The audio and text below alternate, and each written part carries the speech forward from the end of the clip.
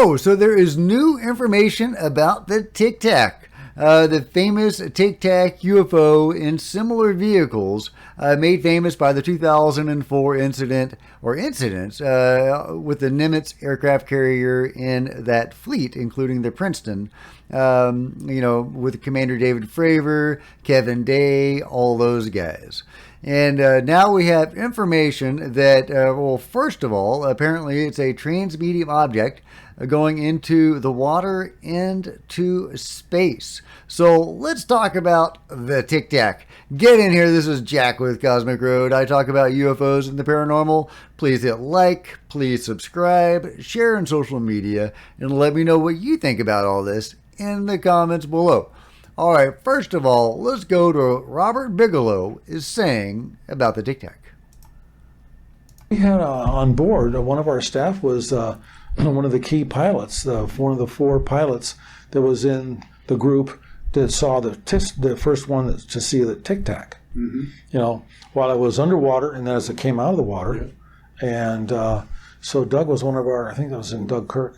Well, we had on board one of our... So there you go, the Tic Tac coming out of the water. That's not something I'd heard before. I had heard there was a larger object in the water, kind of the size of a submarine, but not a submarine, or at least not a human-made submarine. And it was what actually drew the pilot's attention to the water, and they saw the Tic Tac emerging from that water, but I had not heard that it was actually in the water itself. But here we have Robert Bigelow saying, indeed, that it had docked with that craft in the water. And that is amazing. That is really juicy. And another piece of the puzzle as far as the Tic Tac goes. Also, I just have to say, I love the fact that Robert Bigelow is here on the Jeffrey Mishlove channel, which makes perfect sense. Well, Jeffrey does great interviews with interesting people, first of all.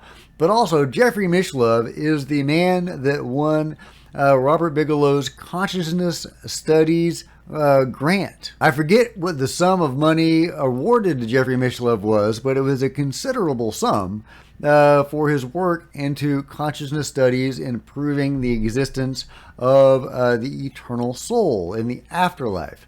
And he did an amazing job if you have read that paper and all of his testimonial evidence. I just love Bob Bigelow. I mean, the man's putting people into space. He's designing space habitats. He's investigating crazy UFOs and the paranormal and skinwalkers. And he's also proving the existence of the afterlife with the assistance of great people like Jeffrey Mishlove. It's not to say that he doesn't have some very interesting knowledge that the rest of us don't have, and that he may be withholding some information about events at Skinwalker Ranch, because as we know, there's still plenty of stuff classified pertaining to the government's interest in activities at Skinwalker Ranch. But love Bob, spooky or not. Getting back to the Tic Tac, here we have an article from the Liberation Times scientific report, and this of course is coming from Christopher Sharp. Scientific report confirms multiple Tic Tac UFOs were tracked above 80,000 feet during West Coast 2004 encounters, because the initial reporting had been from 80,000 feet to sea level. And they were making these amazing maneuvers in like under a second or two without creating a sonic boom. But now we have information that they were actually going above 80,000 feet, which is to say into space. And pairing that with the information from Robert Bigelow, they're coming and going from space into the water. And apparently docking with larger vehicles in the water. So are they also docking with larger vehicles in space? Well, we know there are giant mothership type vehicles, so that would make sense. But getting back to the article, a 140-page scientific report generated by a U.S. intelligence agency analyzed multiple Tic Tac shaped objects above 80,000 feet which were involved in the famous 2004 U.A.P. encounter off the coast of California. The existence of the analysis was confirmed by the investigative journalists George Knapp and Jeremy Corbell on their most recent Weaponized podcast episode, and I will link to that. Knapp confirmed on the show that he sought to get the report submitted to the Congressional record ahead of the U.A.P. public hearing held in the House of Representatives.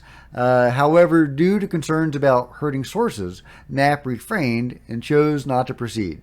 Corbell said, "The detailed scientific analysis describes encounters of multiple craft above 80,000 feet and from space. Not just going to space, but from space." He also confirmed that the analysis was unknown to Naval Aviators Commander David Fravor and Commander Chad Underwood, who encountered the unexplained Tic Tac objects of unknown origin during the 2004 incident. During last Wednesday's Congressional U.A.P. hearing, Fravor, who testified under oath, described seeing a 40-foot-long Tic Tac-shaped object close to the ocean surface, moving erratically like a ping pong ball that traveled more than 60 miles in less than a minute. This was just one of multiple objects tracked on radar by the cruiser USS Princeton, and that's where Kevin Day was, and he was the guy tracking these things. Jeremy Corbell commented, "I can affirm a few things for the public record that I am directly informed about. The Tic Tac UFOs were entering into our atmosphere from space and showed total situational dominance. We were and still are powerless due to these vehicles' advanced aerospace capabilities.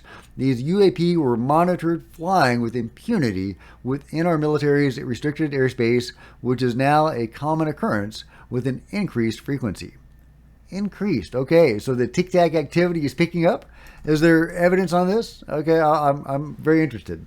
Some of the Tic Tac UFOs were docking, for lack of a more informed term, with a structured and maneuverable object underneath the water. Wow, okay, backing up what Bigelow said. This USO, unidentified submerged object, was under intelligent control, and I do hope, this is Jeremy talking, and I do hope was tracked by our classified undersea sensors. And he has to say, and I do hope, because the undersea sensors are highly classified, and that is why we know so little about the underwater activity of which there is a considerable amount. There is just massive UFO or USO activity in our oceans, and even sometimes in our lakes. But we are prevented from knowing about it because of these classified sensors. And Jeremy clearly has some sources that are giving him this information, but he's not directly saying it. He's saying, I hope that, it was tracked by these underwater sensors, because if he said it was tracked by underwater sensors, that might get somebody in trouble. Liberation Times can confirm that the existence of the scientific analysis report has been verified by multiple sources.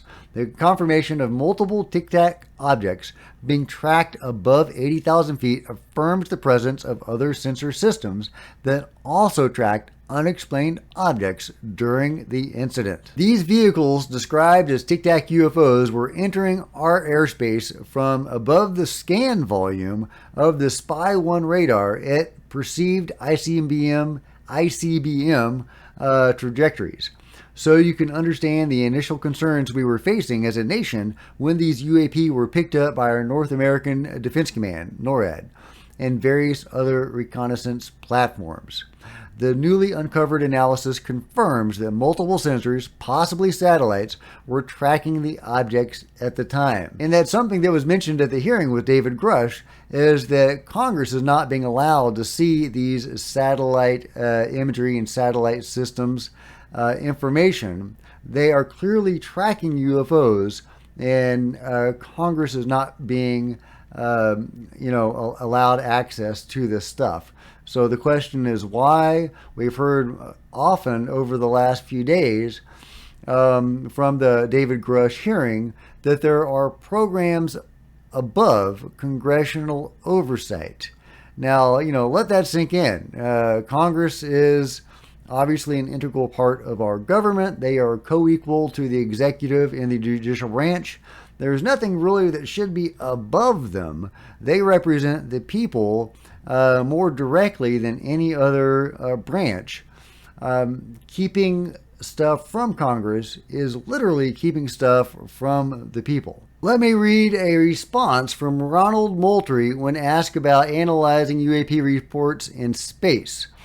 Moultrie, I call Bray and Moultrie Heckle and Jekyll, and they deserve that appellation. Moultrie stated, "Let me take that one," in response to that question, because I think our ability right now to resolve things in the space domain and what we have in the space domain is something that would fall under sensitive resources and methods and means. So would prefer not to respond to that comment or that question, in this forum. So Moultrie's not going to talk about it. They are not going to talk about it. They don't report on submarine sensors, the delicate classified underwater sensors, and they don't report on their satellite sensors and their space sensors either, especially when it pertains to them tracking UAP or USOs. So how can we get Congress to get access to these sensors? Well, maybe the new legislation will help. Maybe these other programs will help. Maybe the select committee will help. Somehow we need to get Congress privy to what is going on in the UFO control group, because clearly they are operating at a high level. There's the ongoing narrative that, well, all this stuff has been moved to the private sector. And, I want to caution people against thinking that, because clearly there is heavy government involvement still today at a very high level above Congress. But there you go. We have new information on the Tic Tac coming and going from space, coming and going from the water. We have classified information on these sensors being withheld from Congress, but it appears that these objects are way more mysterious and interesting than we had even known about until today. So let me know what you guys think about the Tic Tac and this new information coming out about it. Let me know in the comments below, and if you've enjoyed this video, please give me a big thumbs up. I sure would appreciate it. Smash the like button, smash the subscribe button, and the bell to be notified of future videos. You don't want to miss a thing. And join me on social media. There's Facebook and Twitter links below. If you wanted to support the channel in a bigger way, please consider becoming a channel member. I love all my channel members. You guys rock, and you help me make this channel keep it going. You can also just consider leaving a PayPal, or heck, if you're a science fiction and fantasy fan, that's the kind of book I write. I'm a novelist. You can buy my books. There's a link in the description, and here is a trailer for one right now.